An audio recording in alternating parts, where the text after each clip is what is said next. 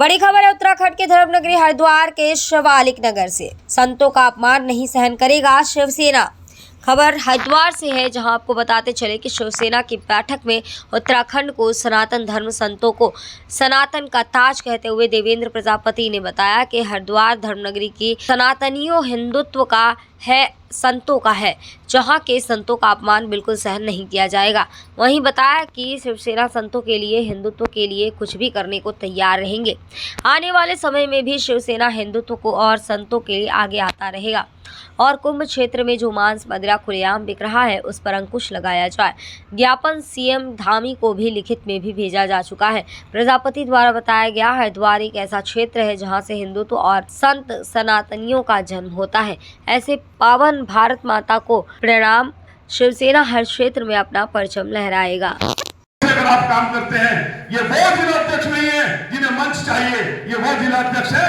अरे जो मंच पे बैठा है वो चौकी पे बैठा है, वो चौकीदार है, जो जमीन पे बैठा है वो जमींदार है। ऐसी सोच के हिसाब से मेरे देखा में ये बैठक रखी थी। दोस्तों, बैठकें होनी चाहिए।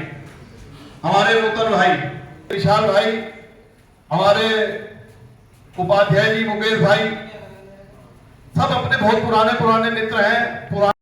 लड़ने की तैयारी में शिवसेना उत्तराखंड के अंदर पूर्व में भी एक तीसरे विकल्प के रूप में शिवसेना कार्य कर रही थी और इसका प्रमाणित रूप से प्रमाणित भी है। 2012 हो या 17 हो, विधानसभा हो लोकसभा, शिवसेना ने अपने आप को भूमिका करी है। अब चूंकि समावेश थोड़ा सा दूसरा है, समीकरण हिंदुस्तान की राजनीति में थोड़े से विविध है। अब हिंदू समाज, हिंदू सनातनी एक तरह से एक प्रबल रूप से उभर के आ रहा है।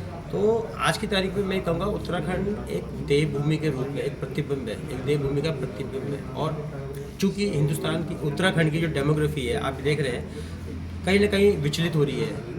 उत्तराखंड नक्शा जो है कहीं ना कहीं विचलित सा हो रहा है। तो उसके तहत उत्तराखंड की जो 1.25 करोड़ की जो आबादी है वो कहीं ना कहीं शिवसेना को 10% के रूप में।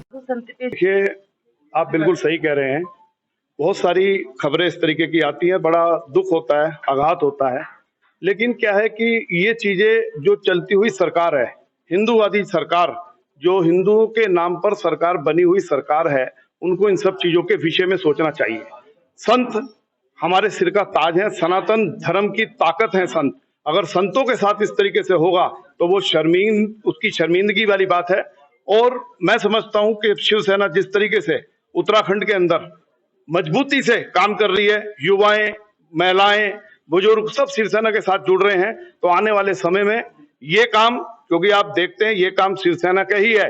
आप राम मंदिर की बात करिए, आप जो मजार थी वहां पे, जो बाबरी ढांचा था, वो बाला साहब, आपने देखा होगा कि बाला साहब ने ये बोला था। लोगों ने, मीडिया ने, इंटरनेशनल मीडिया ने उनसे पूछा कि क्या ये शिवसैनिकों का काम है? भारतीय जनता पार्टी, अदर पार्टियों ने मना कर दिया था कि ये हमारा काम नहीं है। बाला साहब ने कहा था कि ये मेरे शिवसैनिकों का काम है और मुझे उन पर गर्व है। तो ये काम शिवसेना का है। आने वाले समय में भी हिंदुत्व की, सनातन की और हमारे जो संत समाज है उसकी रक्षा मात्र शिवसेना करेगी। और शिवसेना राजनीतिक रूप से अपने पैर फंसा रही है, मजबूत हो रही है। आने वाले समय में आप सब लोगों को इस तरीके की जो घटनाएं मिलती हैं सुनने के लिए, उस पर बिल्कुल अंकुश लगेगा, ये मेरा कहना है।